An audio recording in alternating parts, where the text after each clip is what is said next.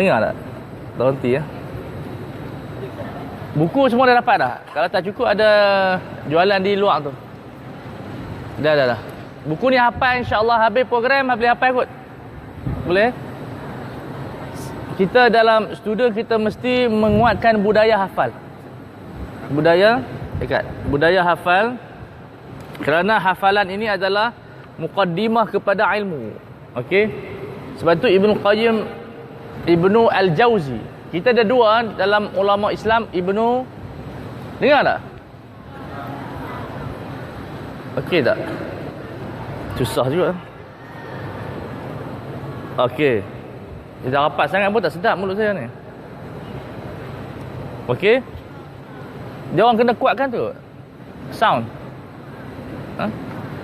Dengar? Okey. Jadi Al-Imam Al-Jauzi Al-Hambali mengarang satu kitab yang bertajuk Al-Hathu fi ala hifzil ilmi, galakkan untuk kita menghafal ilmu. Jadi dia bagi cadangan hafal waktu pagi dan waktu malam. Sebab hafal lebih baik daripada baca banyak.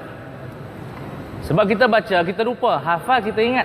Dan kita akan mengkaji apa yang dalam otak kita. Boleh. Jadi al-ilmu ma fi ru'usik. Ilmu itu dalam otak kita. Jadi saya tahu student-student ni dia malas menghafal, betul tak? Dia kata malas lah ustaz. Kalau malas, itu first kali tangga kegagalan. Jadi kita kena buang sifat malas.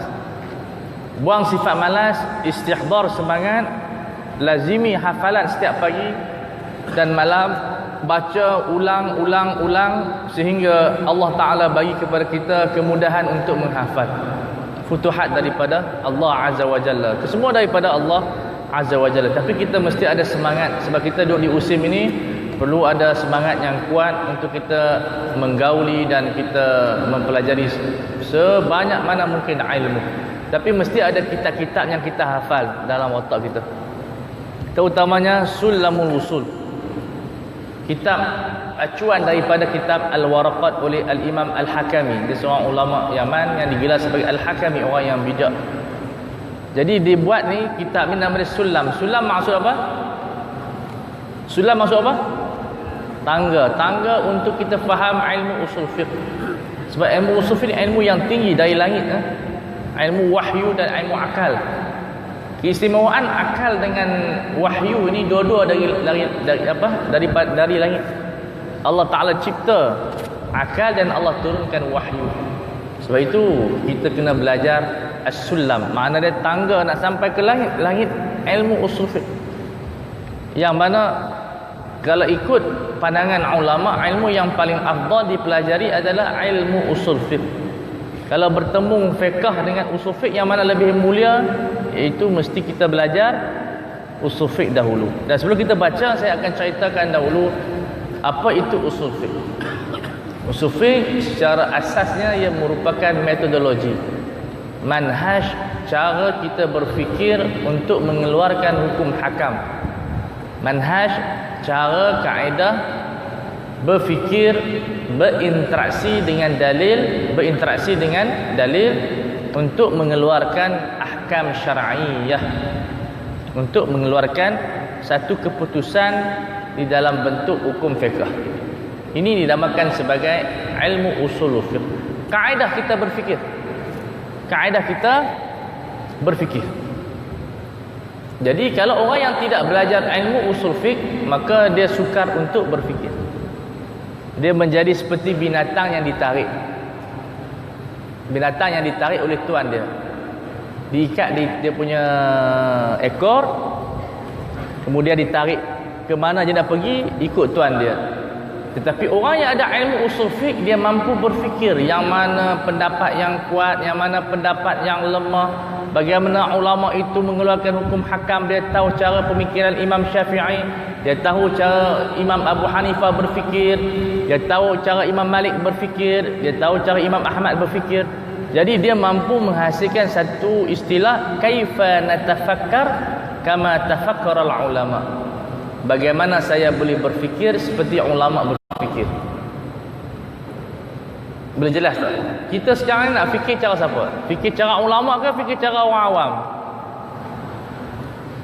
Kita nak fikir macam mana seorang ulama berfikir bila dia menghadapi satu masalah, kes semasa yang kita sebutkan tadi, isu perubatan, isu pertanian, macam-macam isu. Macam mana dia nak analyze, macam mana dia nak mengeluarkan pandangan syar'i daripada dalil Quran sunnah yang dia duk baca selalu.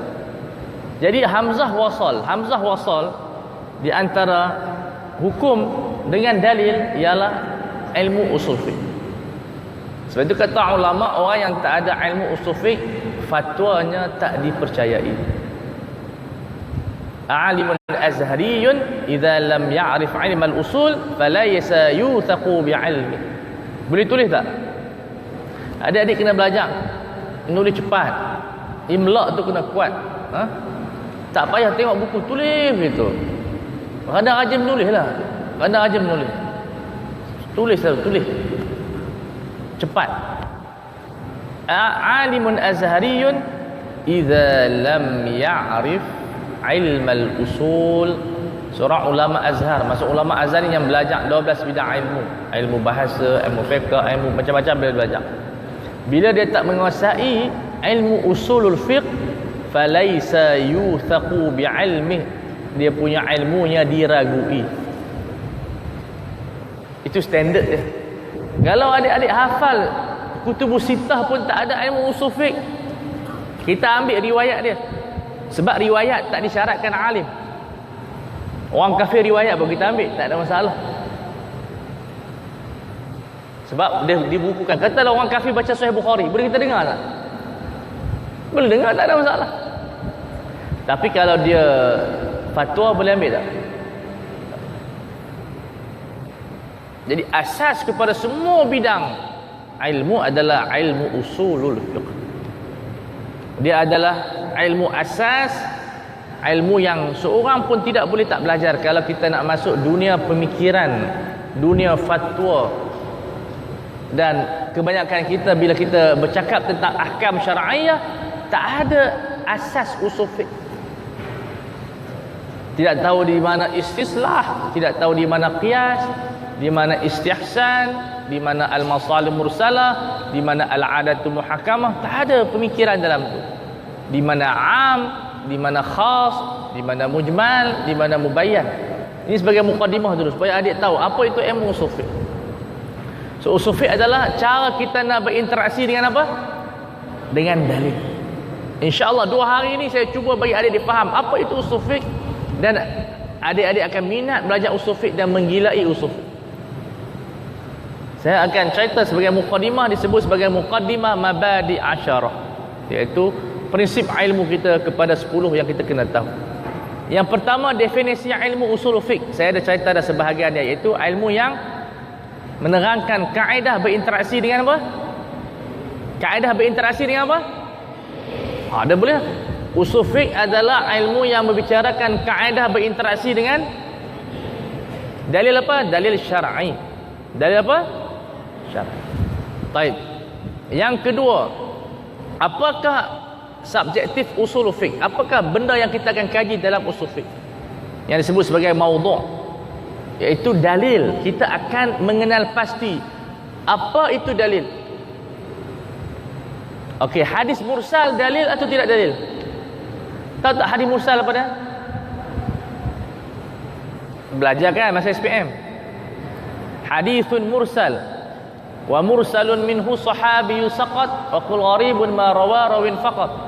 Mursal ini ialah apabila sahabat tak disebut, misalnya daripada Sa'id bin Musayyib terus kepada Rasulullah sallallahu alaihi wasallam, ataupun Hasan Al-Basri ataupun Zuhri, tak disebutkan nama sahabat dengan niat-niat yang tertentu. Baik. Kita baca hadis sahih, apa definisi hadis sahih? Apa hadis sahih?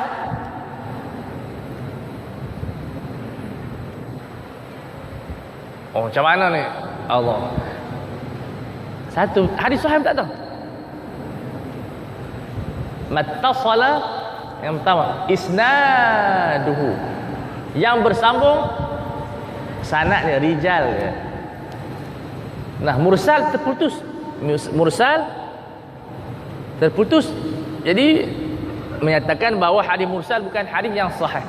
Baik, hadis mursal bukan hadis yang sahih. Boleh tak hadis yang tidak sahih dijadikan sebagai hujjah? Khilaf. Jangan kata tolak dulu, relax dulu. Kita kena tahu dulu. Okey, kita sebagai ahli usul mengkaji hadis mursal ini ada terputus sanad. Nah, adakah terputus sanad dia ini memang terputus sanad ataupun ada sebab-sebab yang lain? Okey, disebabkan dia ada sebab-sebab yang lain, boleh tak kita jadikan mursal itu sebagai hujjah yang boleh dijadikan sebagai dalil syar'i? Datang pula hadis yang lain.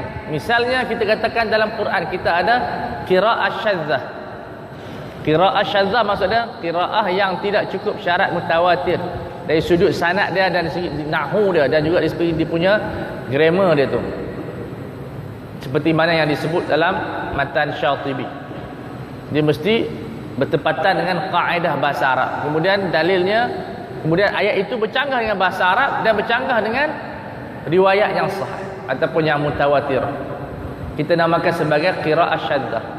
Baik, boleh tak qiraah syadzah ini seperti qiraah Ibnu Mas'ud? Kita berpuasa 3 hari berturut-turut, salasa ayyam mutatabi'at, dijadikan sebagai hujjah. Qiraah syadzah yang tak boleh dibaca dalam solat. Kita akan scan, usul fiqh akan scan. Boleh tak kita ambil qiraah syadzah ni sebagai dalil? Itu dikatakan sebagai subjek yang akan dikaji oleh ilmu usul. Kita akan scan setiap dakwaan ini adalah dalil. Qaulus sahabi, qaul sahabat, dalil atau tidak dalil? Kita ada banyak fatwa sahabah, ribuan fatwa sahabah, daripada Abu Bakar, daripada Umar, daripada Uthman, Ali ila akhirih. Fatawi sahabah ini adakah hujjah? Kita akan scan, kita akan nilai. Datang pula orang yang suka mentadbir mimpi, mentafsir mimpi. Mimpi hujah tak? Saya mimpi semalam bahawasanya Bitcoin itu harus. Siapa yang bagi tahu? Al-Imam Syafi'i. Saya nampak Imam Syafi'i. Imam Syafi'i bagi tahu bahawa Bitcoin itu adalah harus. Boleh kita pakai tak? Mimpi sebagai hujah tak? Dan ini adalah perbincangan usul. Kita akan scan. Ilham, saya ni tak mimpi tapi dapat ilham. Jadi ilham saya ni hujah tak? Itu perbincangan usul. Kita tak bincang hukum hakam secara spesifik, tapi kita nak kenal dalil satu persatu yang mana dikatakan sebagai hujjah. Amal ahli Madinah adakah sebagai hujjah? Kita kaji. Baik, yang ketiga, apakah faedah mengaji usul fiqh? Iaitu kita bahagia dunia dan di akhirat. Sebab apa? Kita berjalan di atas jalan yang betul. Orang yang tidak ada usul fiqh bercakap dengan hawa nafsu. Yatakallam bil hawa. Sebab itu sebagai masyayikh kita bila dia berdialog, dia akan tanya kepada anak muridnya, anta tatakallam bil qa'idah atau bil hawa? Bercakap dengan hawa nafsu ke qa'idah? Sebab qa'idah ada tertib. Kaedah ada tertib dengan Quran dulu, sunnah, ijma', qiyas dan seterusnya. Orang yang hawa nafsu, pada pandangan saya mengikut zaman sekarang ni dah berubah, dia terus kepada begitu.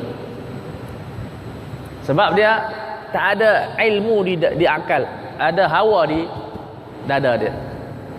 Itu faedah dia, selamat dunia akhirat. Yang keempat, siapa yang buat ilmu usul fiqh ni? Siapa yang mula letak ilmu usul fiqh? Siapa dia? Imam Asy-Syafi'i rahimahullah. Semua orang belajar daripada Imam Syafi'i. Sama ada dia mazhab Syafi'i, dia mazhab Maliki, Hanbali, Hanafi, kesemuanya adalah hasil daripada Imamuna Syafi'i rahimahullah. Sebab itu Al-Imam Ibnu Aqil Al-Hanbali, dia kata apa dalam kitabnya Al-Wadihu fi Usul Fiqh, Al-Imam Syafi'i ummul usul wa abuhu. Itu dia. Bukan setakat ibu, bapa sekali. Kalau ibu mungkin ada bapa yang lain, betul tak? Ibu kemerdekaan, bapa kemerdekaan. Tapi Imam Syafi'i dia gondol semua. Imam Syafi'i bapa dan ibu usul fiqh. Makna kalau kamu nak belajar usul fiqh, datang kepada Imam Syafi'i. Jangan datang kepada imam lain. Oh, begitu cara dia. Dan ini syahadah daripada penyaksian daripada ulama. Bukan bermakna ulama lain tak tahu usul fiqh, tapi pembukuan, pemikiran, cara berfikir itu ada pada kitab Imam Syafi'i. Nama apa kitab dia? Kitab nama apa? Ar-Risalah. Iaitu kitab Ar-Risalah, makna kitab yang diutuskan kepada Abdul Rahman Al-Mahdi, seorang ulama hadis yang memohon kepada Imam Syafi'i agar menulis kepada dia metodologi untuk berfikir di dalam kerangka hadis. Baik, yang kelima apa dia? Apakah hukum belajar usulul fiqh fardu kifayah dan fardu ain kepada ahli syariah? Nampak tak? Fardu kifayah masuk dia. Apa yang kita faham daripada fardu kifayah? Makna kita kena tolong menolong supaya ada di sana ulama yang pakar usul fiqh. Macam sekarang ni USIM telah berusaha mewujudkan satu kelas ini, maka ini dinamakan fardu kifayah. Bukan fardu kifayah ni kita ambil definisi orang lain buat kita tak payah, itu definisi yang pasif. Tunggu orang lain buat, tak. Fardu kifayah maksud dia al-wajibu bitadamun. Boleh saya tu. Al-fardu kifayah maksud apa? Al-wajibu bitadamun, bitakaful. Al-wajib bi apa? Ni apa ni? Ni tak ada dalam kitab. Ini haddatsana ba'du syuyukhina. Gitu. Fardu kifayah apa dia? Al-wajibu bitadamun. Kewajipan yang kita kena saling tolong menolong. Saya tak boleh jadi yang ulama, saya tolong kamu jadi yang ulama, bagi duit, bagi prasana, bagi tempat. Bukan fardu kifayah ni duduk rumah begitu, tak. Fardu kifayah al-wajibu bitadamun. InsyaAllah kalau boleh dalam jawapan Pak Isa pun ustaz bagi markah penuh. Sebab apa? Ini ambil secara talaqi. Baik. Kemudian yang apa seterusnya selepas hukum kita belajar apa? Apa lagi?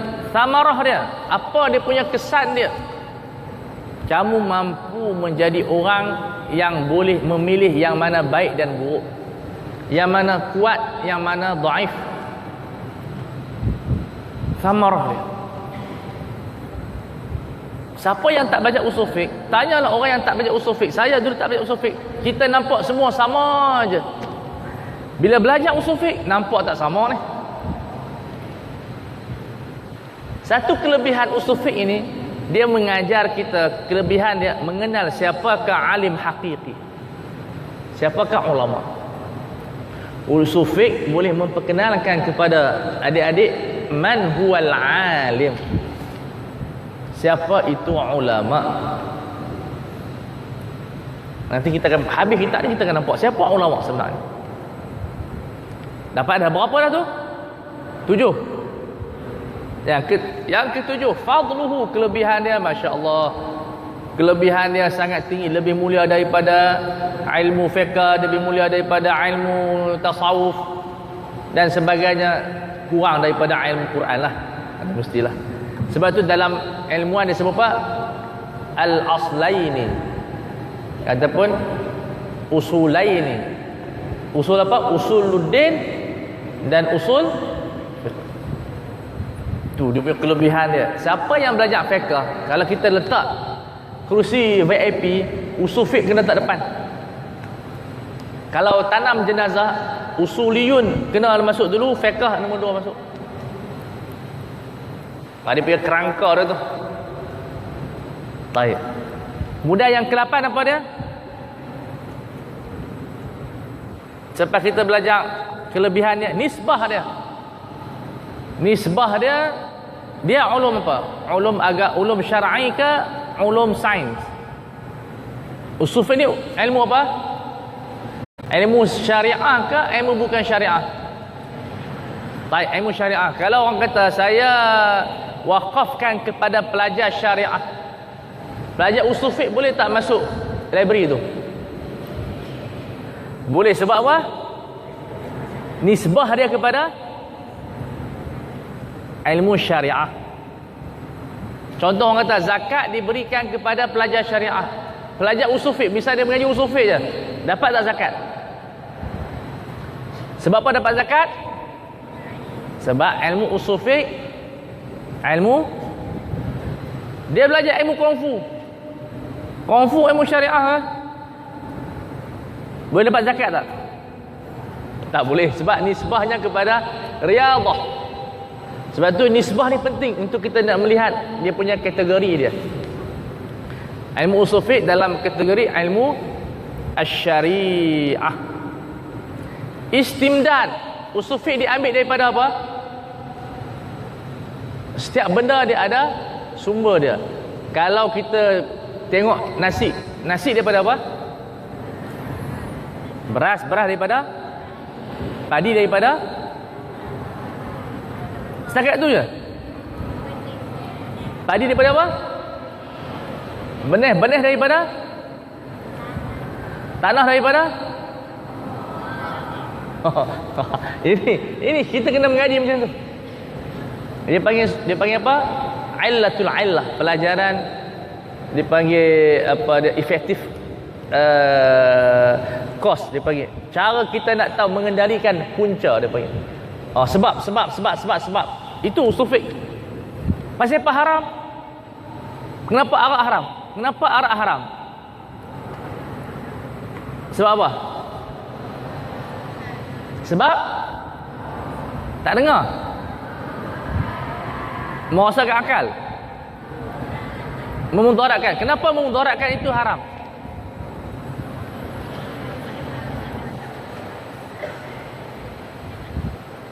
Jawab. Nah, soalan lagi. Kenapa zina haram? Macam mana? Kenapa zina haram? Yang ni nampak gaya kena baju usul fiqh ustaz dia. Tak boleh jawab pasal apa zina haram. Itu maknanya istimdad. Usul fiqh diambil daripada dua ilmu penting. Bahasa Arab dan ilmu akal. Bahasa Arab dan ilmu akal. Itu ilmu tauhid dan ilmu mantik. Nak belajar usul fiqh kena kuat mantik. Semua belajar mantik kan masa STAM. Apa yang kamu dapat daripada mantik? Tak dapat apa ke? Dapat apa daripada mantik? Kena ada. Nanti saya cadang kepada program, kena ada juga daurah mantik. Siapa yang tak faham mantik, sukar nak baca ilmu usul fiqh. Sebab 80% kitab-kitab turas ditulis dalam bahasa mantik. Kena belajar mantik. Kemudian belajar bahasa Arab. Kena belajar nahwu, kena belajar saraf, kena belajar balaghah. Tiga-tiga tu belajar kan? Betul tak? Jadi usul fiqh menyebabkan kita akan orang kena kata pulun bahasa Arab, akan berusaha belajar bahasa Arab. Dimulakan dengan Ibnu Aqil. Tulis belajar apa? Ibnu Aqil. Kemudian Qatrun Nada. Tulis nak belajar kitab apa? Kemudian yang ketiga Syarhu Ibnu Aqil. Syarhu. Tiga ni kita kena kuasai. Boleh tak? Tulis tak? Ni petua ni, macam mana nak kuatkan bahasa Arab. Ajrumiyah, Qatrun Nada dengan Syarah Ibnu Aqil. Kena kuat bahasa Arab. Saraf paling kurang kita tahu Syadul Arfi pun dah okey. Syadul Al-Arfi. Sebab dalam Ibnu Aqil pun dah ada saraf. Balaghah, belajar baca kitab Al-Balaghatul Wadihah Muhammad Amin. Al-Balaghatul Wadihah. Tiga ilmu ini kalau kita kuasai, kita mampu berinteraksi dengan usul fiqh dengan baik. Dan kita akan tunjukkan dalam matan nanti insya-Allah. Dan yang terakhir, permasalahan usul fiqh, perbahasan-perbahasan tentang alfaz, bahasa-bahasa yang ada dalam bahasa Arab, perbahasan-perbahasan umum, perbahasan-perbahasan khusus, perbahasan-perbahasan mujmal, topik-topik yang dibahaskan secara lengkap, tak ada perubahan. Itu 10 benda yang kalau adik-adik buat dalam semua bidang ilmu sama saja. Susun fiqh 10 mabadi ini, nahwu 10 mabadi ini, saraf, balaghah, hatta kepada ilmu matematik pun cuba buat 10 prinsip ini. Definisi, maudhu', faedah, hukum, thamarah, kemudian sumber rujukan dia panggil istimdad, kemudian kelebihan dia, kemudian masalahnya, kemudian nisbah dia, kemudian satu lagi apa? Maudhu' dia. Subjek dia apa yang kita nak kaji. Kalau kita belajar medik, kita akan kaji manusia. Maudhu' dia adalah manusia, bukan binatang. So kita kena kaji sungguh manusia tersebut. 10 prinsip ini buat latihan pada semua ilmu. Adik-adik akan rasai kenikmatan dan kelazatan setiap ilmu. Kalau ada 18 subjek di USIM, cuba senaraikan 10 itu pada setiap bidang ilmu yang kita pelajari.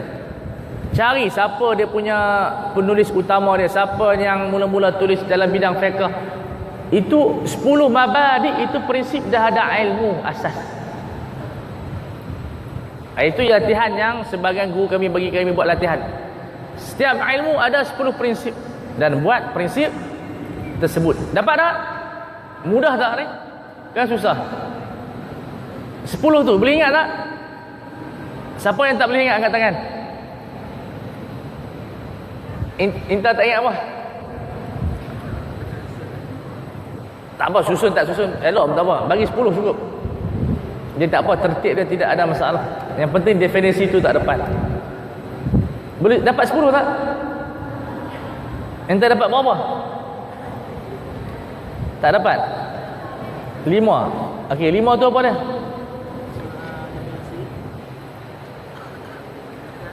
Tak tulis ya?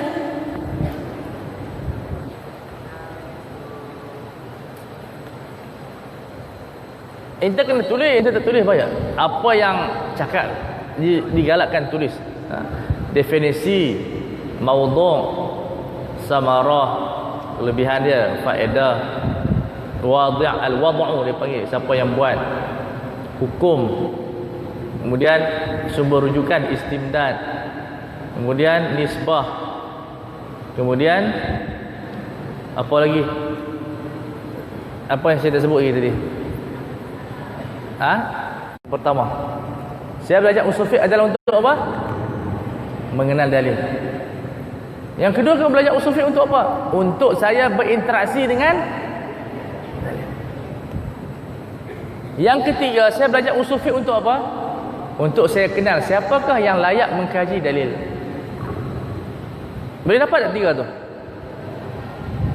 Kalau orang bertanya kepada kita, kenapa, apa yang kamu belajar daripada usul fiqh? Yang pertama, apa dia?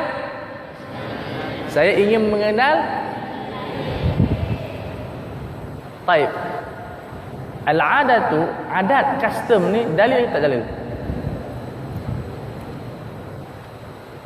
Kan tu. Kita akan belajar usul fiqh. Usul fiqh akan bagi tahu. Oh, budaya ni dalil, Ustaz. Jadi kalau orang tu pakai kain batik, orang lelaki pakai kain batik, hukum dia haram ke halal? Nah, okey, ada dalam pemikiran kita. Jadi kita belajar, apakah itu dalil? Mimpi Nabi dalil tak? Dalil.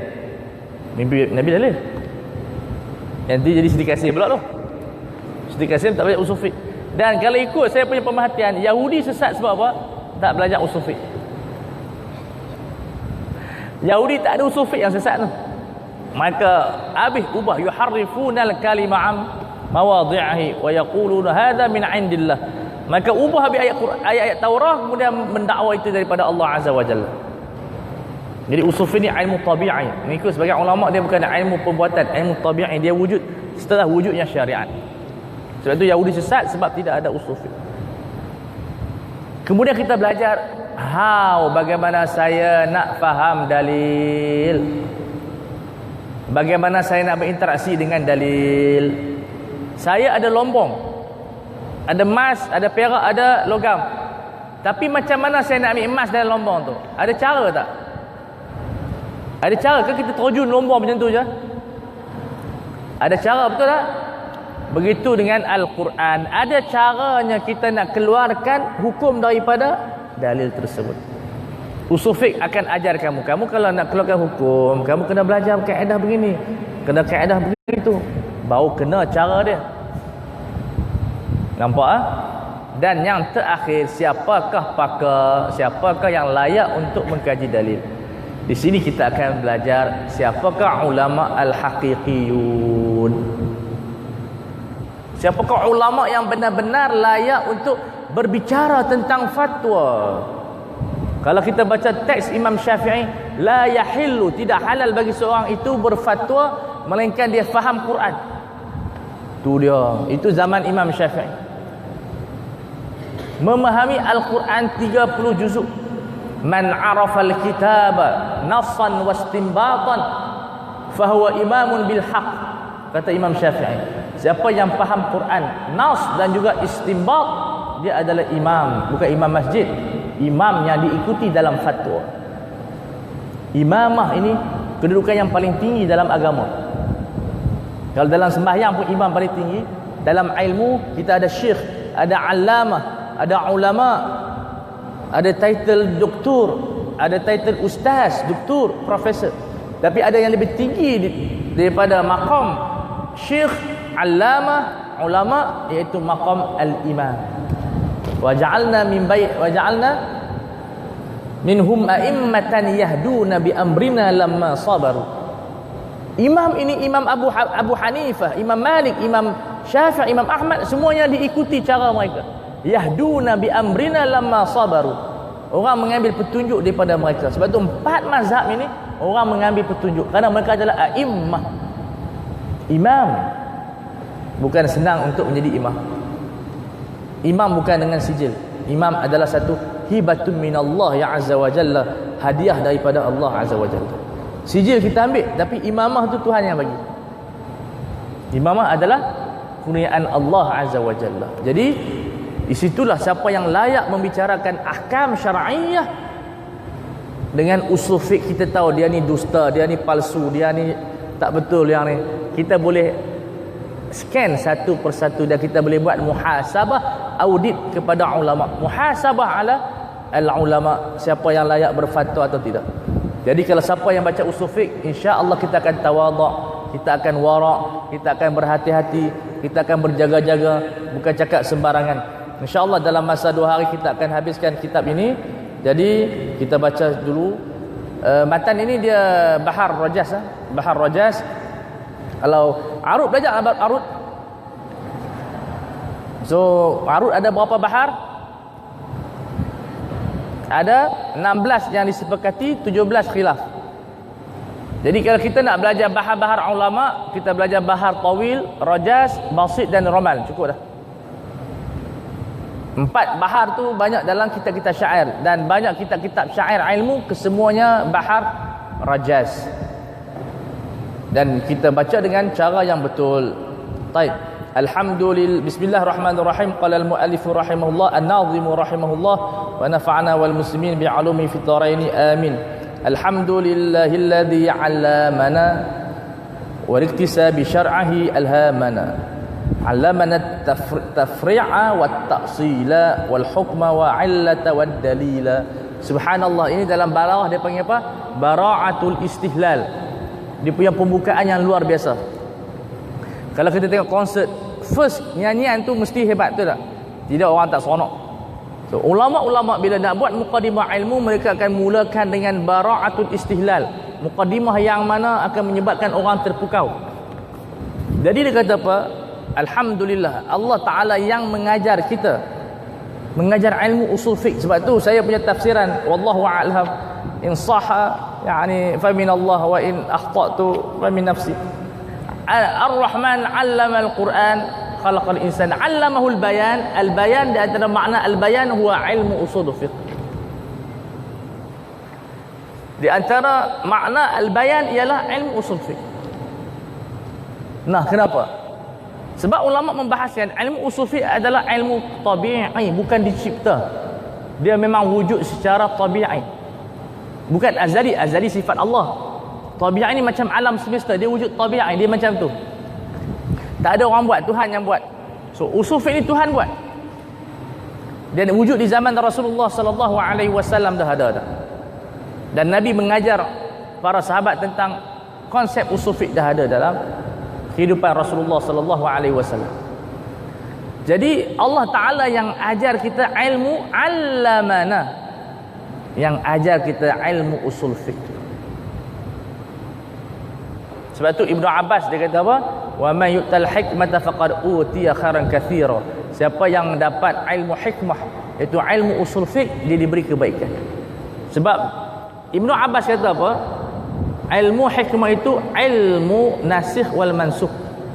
Nasakh dan mansukh sebahagian kecil daripada ilmu usul fiqh. Min dhimnil usul fiqh. Jadi siapa yang faham usul fiqh, maka diberikan 1000 kebaikan. Jadi minat tak nak belajar usul fiqh? Jangan ponting kelas nanti di universiti. Wal iktisabi syar'i alhamana, untuk kita memperolehi, memahami kefahaman syariah kita, Allah Taala bagi ilham kepada kita. Alhamana. Ilham maknanya satu isyarah yang Allah tunjukkan kepada kita. Ilham kepada Nabi dipanggil wahyu. Ilham kepada satu isyarah, satu petunjuk kepada kita untuk mempelajari ilmu yang agung ini, ilmu yang menjadikan syariah kekal dan kuat. Allamana tafri'a wa ta'sila, dia ajar satu ilmu bagaimana nak menghasilkan hukum. Tafri' maksud dia mengeluarkan hukum. Tulis tu. Ta'sil maksud dia apa? Mengasaskan, iaitu menjadikan satu perkara itu berdalil. Ta'silu syai'i maksud dia kita jadikan satu perkara itu ada dalilnya, ada asasnya. Alhamdulillah, kita dalam semua ilmu syariah kita ada ta'sil syar'i. Misalnya kita nak belajar ilmu biotek, macam mana kita nak menyatakan ilmu biotek itu harus dari sudut syariah?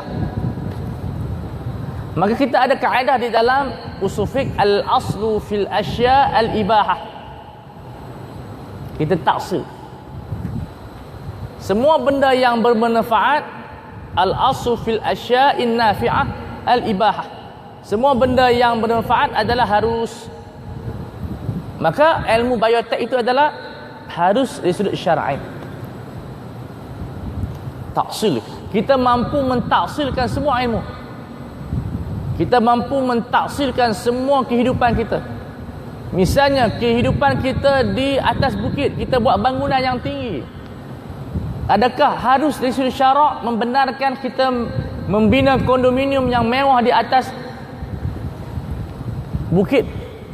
Kemungkinan berlaku keruntuhan, kemungkinan pencemaran boleh berlaku.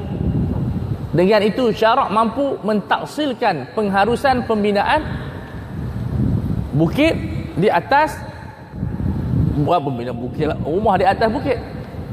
Wasakharakum ma fil ardi jami' al-aslu fi bina'il asya' al-musakhkhara adalah ibahah. Hukum asal membina semua benda yang Allah beri kepada kita adalah harus. Kita mentaksil. So dalam agama kita, kita ada kekuatan taksil. Kita tak berhajat macam Islam di bawah. Kita boleh mengislamisasikan. Taksil ni kita, istilah kita mengislamisasikan semua benda. Macam mana saya nak mengislamisasikan ilmu medik, nak mentaksil ilmu medik ini dari sudut pelajar syariah kena belajar ilmu medik, pelajar Islam kena belajar ilmu medik. Maka kita akan kaji daripada Al-Quran, pada sunnah, bagaimana kita menyatakan bahawasanya ilmu kemanusiaan ini ilmu yang bermanfaat. Wa fi anfusikum afala tubsirun. Jadi kita menyatakan bahawa pelajaran medik adalah masyru'un.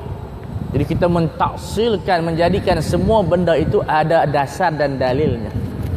Itu diajar oleh Allah Azza wa Jalla supaya kita buat benda itu ada pegangan. Bila kita taksilkan itu sebagai ilmu syar'i. Saya bagi contoh dalam perbankan. Kita ada bank konvensional, ada bank Islam. Bila bank konvensional, dia kena patuh syariah tak? Tak boleh kita patuh syariah sebab dia bank konvensional. Maka dia boleh kredit hutang, dia boleh keluarkan riba, dia boleh keluarkan bond. Tapi bank yang disebutkan sebagai bank Islam, kita telah mentaksilkan dia sebagai bank Islam, dia kena patuh syariah. Dia ada undang-undang dia, dia ada angkat dia khas. Begitu semua ilmu yang telah ditaksilkan oleh syarak, maka dia kena patuh apa? Kena patuh syariah. Di situlah berlakunya pengislamisasi dalam bentuk ilmu. So kalau medik tanpa syariat, kita belajar medik begitu, tanpa ada adab, tanpa ada ahkam syariah, maka Allah Ta'ala ajar kita taksil. Wal hukma, ajar kita ilmu, hukum syar'i, halal dan haram. Wal illata, asas kepada hukum adalah illah, reason, kenapa diharamkan arak, kenapa diharamkan pukul mak, kenapa. Ini al-illah, falsafah.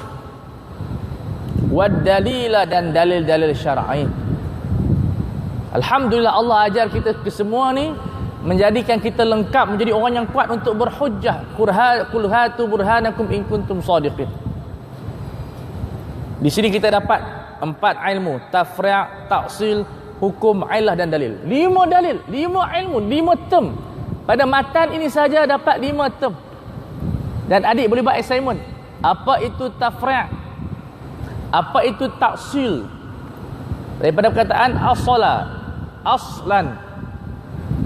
Kemudian as-sala yu'assilu taksilan, fahuwa mu'assilun mu'assalan. 5 benda. Allamana, yang pertama apa? At-tafri'a wa taksila wal hukma wal illata wad dalila.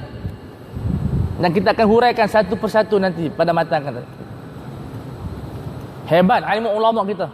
Pada matan yang kedua kita dapat 5 term, 5 mustalahat yang penting dalam ilmu syar'i. At-tafri' wa taksil wal hukm wal illah wa ad-dalil. Ini ilmu usul fiqh. Ini pemikiran kita.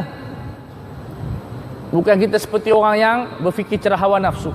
Tak ada dalil, tak ada illah, tak ada hukum, tak ada taksil, tak ada tafri'. Ini cabang daripada apa? Ini cabang daripada apa? Kita ada, alhamdulillah. Thumma salatu wassalamu sarmada, berterusan ala nabi zahzahana 'anil rada, yang menjauhkan kita daripada kesesatan. Muhammadin wa sahbi wal ali. Ini konsep akidah ahli sunnah wal jamaah. Muhammad, sahabat dan ahlu bait. Di sini mengajar kita nilai murni selawat kepada Nabi Muhammad sallallahu alaihi wasallam, kepada para sahabat dan ahli bait. Fahum nuju